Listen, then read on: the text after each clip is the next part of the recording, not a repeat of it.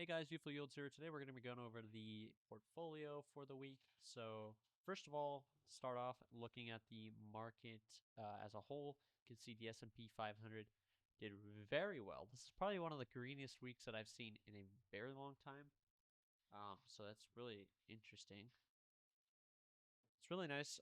In fact, I think every single day of the week this week was green. And I can go into that actually in a second here. But yeah, really good performance on pretty much everything. AVGO up 18%, astronomically high.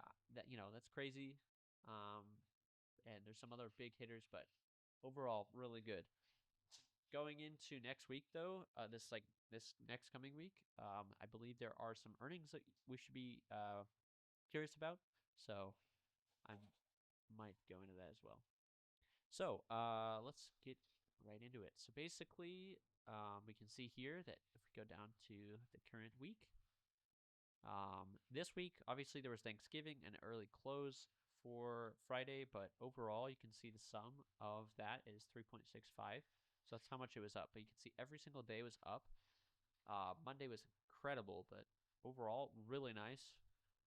And even Friday last week was super nice as well. So great performance. In fact, obviously, it did beat out our portfolio this week. You can see our total portfolio is up 2.57%. Our Composer portfolio is up 278.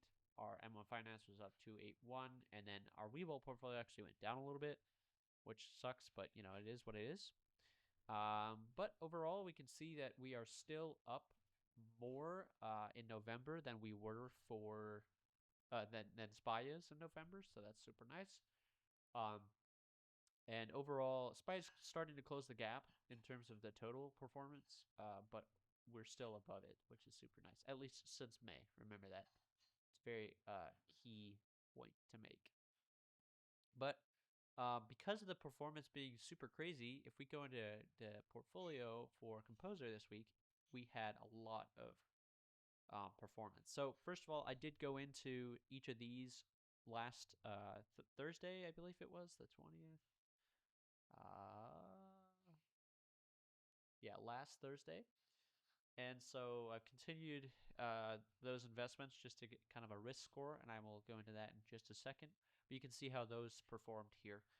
So everything was pretty much up. I'll just go into that now. If I come over here, you can see most of these are super high up. So the TQQQ for the long run and the Holy Grail are both up 17%.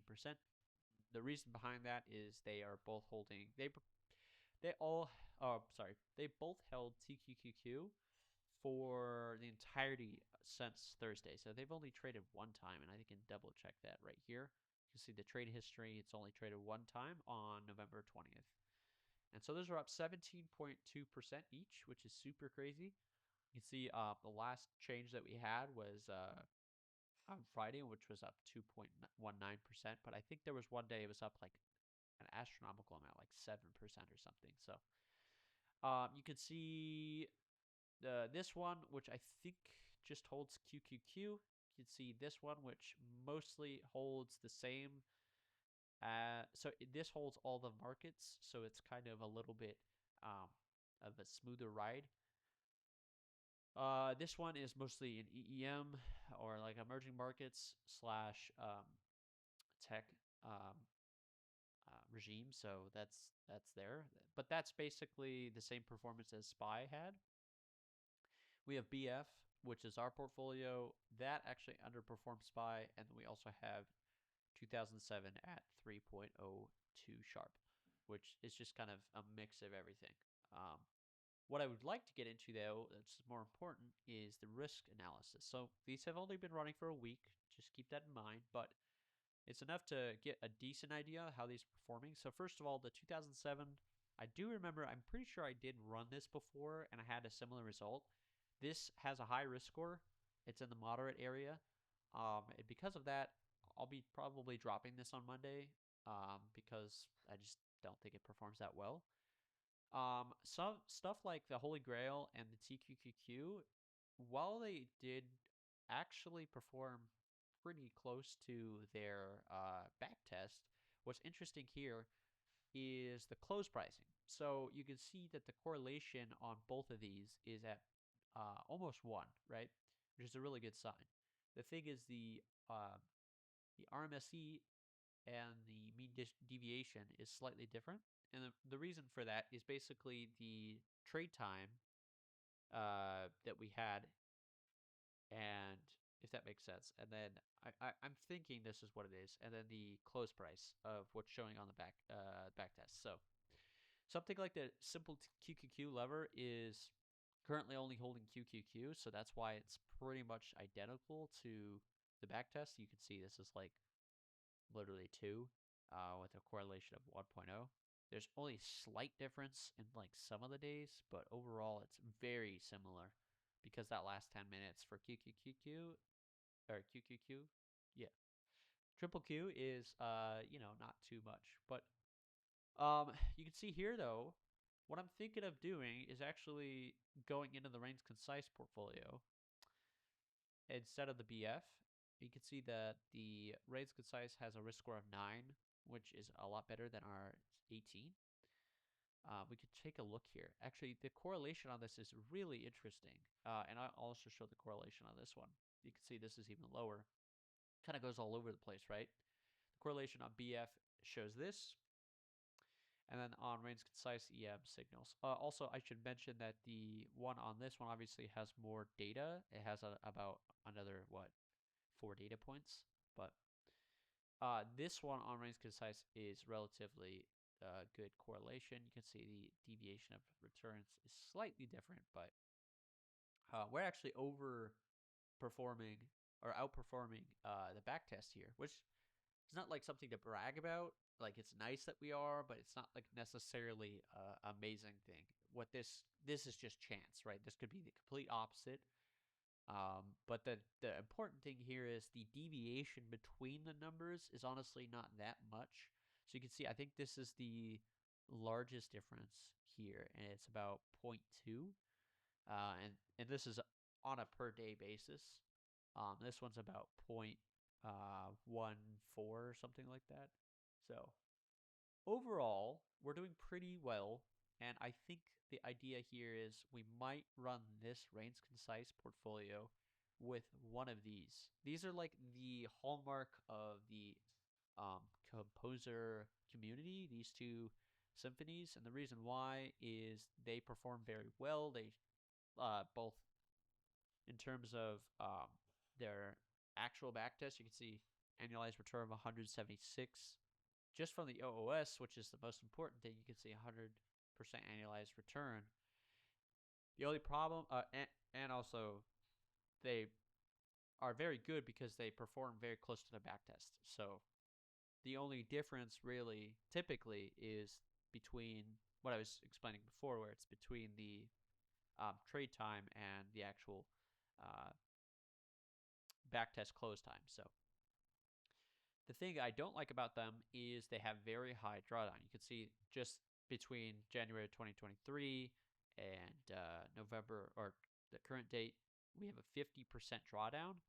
And that's not even including, by the way, the crazy QQQ drawdown. So if I come over here, QQQQ, go to QQQ, and go here, you can see that we had a pretty insane drawdown in 2003. It lasted. It took basically 10 years or something to get back up to the point. But then we also had one in 2022 to 2023, which peaked out around like, I want to say 34%. Yeah, I can put this up here. So if we do 0101 2021 to the current date, we can see here that the max drawdown was 35%. Now, if we switch that out for TQQQ, it has an 81% drawdown. So if we go back here and go to max, or even just that same date, I guess we can do 2021, January 1st to today's date, 53% max drawdown. Not nearly as bad as just holding straight TQQQ, but you can see obviously it did have quite a big dip. And What this means, though, is at any point in time. So if I were to get in right now, historically, it's not an unusual thing for this to be down 50% from its peak value. Now, that could be a good or bad thing, right? Obviously, this gains a lot. You can see that obviously it goes quite up, and then it drops down, goes quite up, drops down, goes quite up, drops down, right? That's obviously all true. The problem is timing. If I were to put my portfolio in right here and then it drops, that is what I'm worried about, right? Let's say the first 6 months. Now, that is, of course, true, but also a lot of people tend to look at it a little bit differently. They're like, okay, if you're considering this a long term investment, that if you were to invest right here and it drops down to here or whatever, 50% drawdown, realistically speaking, you're actually not in a bad spot because, you know, if you're in it for a long run, obviously it's up quite a bit. So July to, um, you know, July to what is this, November or land of October, start of November. Like it's obviously a lot up from then. So, but my idea is basically pairing Reigns Concise with maybe one of those because let's see, the Holy Grail is a very similar strategy to TQQQ for the long run. You can see it has slightly less performance on annualized return, but also slightly less drawdown. If you look at just a Sharpe ratio, though, this is 1.86. TQQQ for long run is actually outperforming it here at 1.92. So hypothetically, if you look at it just like that, and maybe this is a strategy for you. If you look at it from a standpoint of a Sortino ratio, which they do not provide on this dashboard, you can go over to this database here. And if we go maybe, the first posted one, or let's see, it's this one, right? You can see the Sortino is 293, where the Sharpe is 175. And if we compare that to, let's say, Holy Grail, let me pull it up here. I could just probably have typed it in, but that's fine. The Holy Grail. And we go here, for example, we can see this Sortino. Sortino has 3-1, right? So it's actually outperforming in that way, but they're super close. I mean, realistically, if you also were to go into here and go to the correlation matrix checker, and you go over here and go the Holy Grail, and apply, you can see that the correlation between returns is 83%. So these are very highly correlated. So anyhow, my whole point of this is I think the idea would be that I could basically combine Reigns Concise and that other portfolio, like one of these. So for example, let's say we did do that. I would take this and maybe do, let's do Reigns Concise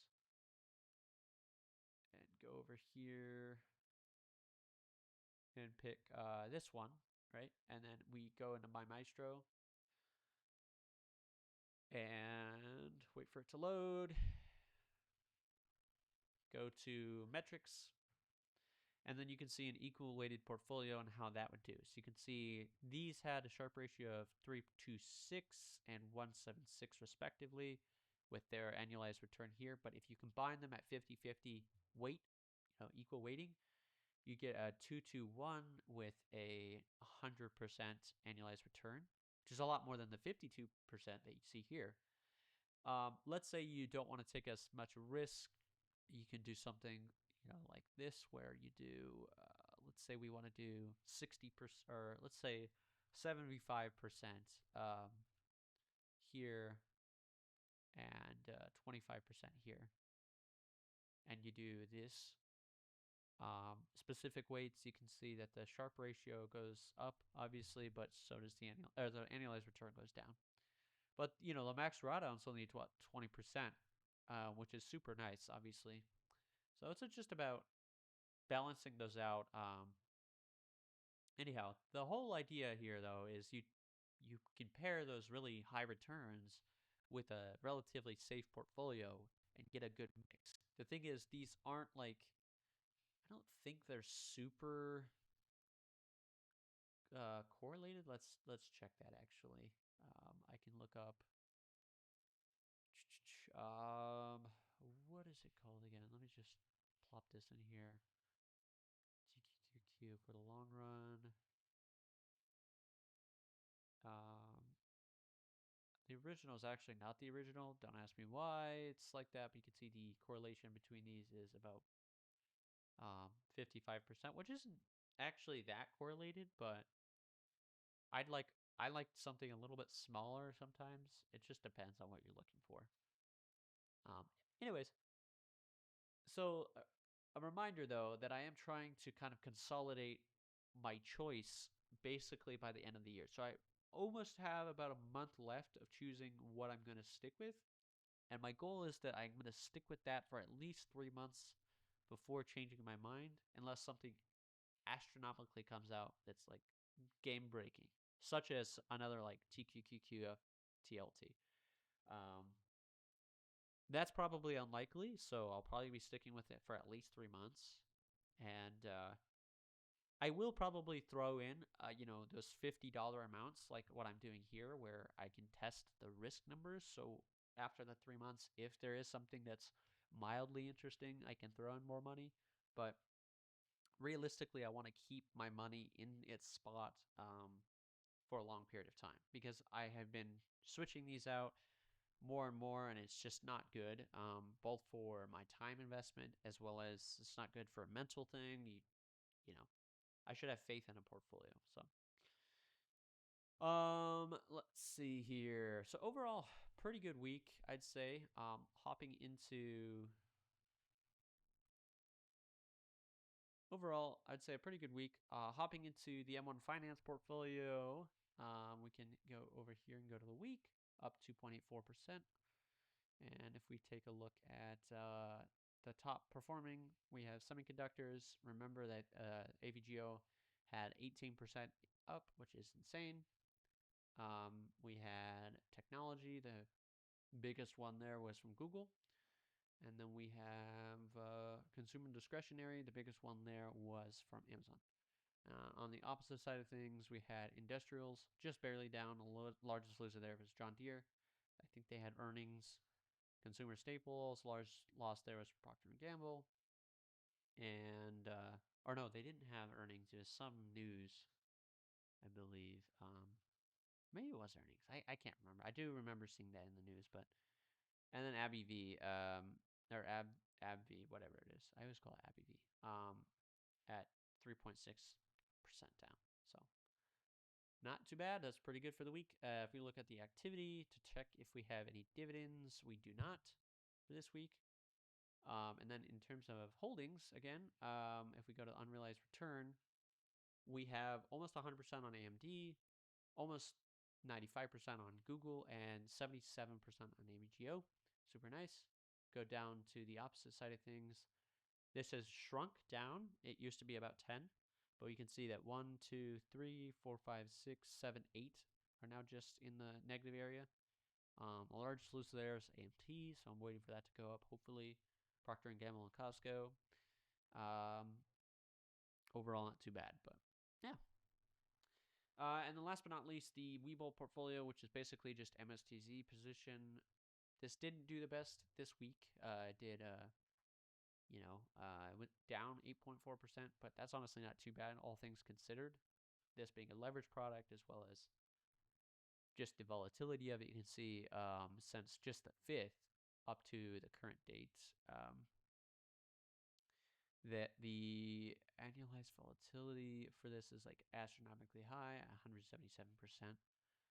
But yeah, it didn't do amazing. I still have really high faith in this that it's going to keep going up because more and more news is coming out about MSTZ, or MSTR, I mean. That's not good news. So that's great for our position. The thing that also helped it this week was its Bitcoin rally went up to 91,000 from like around 80 something thousand, 85,000. So If this drops down below 75,000, at least currently, that is the average cost per Bitcoin that MSTR has. I can see MSTR dropping like crazy, which is great news for us. But we'll see. I don't really like to predict crypto. It's very hard to do, and at the end of the day, as I've said for a million times, almost for the past year, if this drops to zero tomorrow, I'm not. It's not the end of the world. Obviously, I wouldn't like that to happen, but this money is already out of my head. It's just nice that it's going up recently. Oh, also something I don't know if this is new, but I found this out the other day. Webull has this cool tab where you can see your performance by a calendar. So I thought that was kind of cool. You can see that this last week, the worst day for us was Monday, which was the biggest day for like the S&P 500, but we went down 10%, and then the next day it went up 7%. So you can see the volatility I'm talking about here. But anyways, guys, that is it for me, and as always, I wish you guys a wealthy future.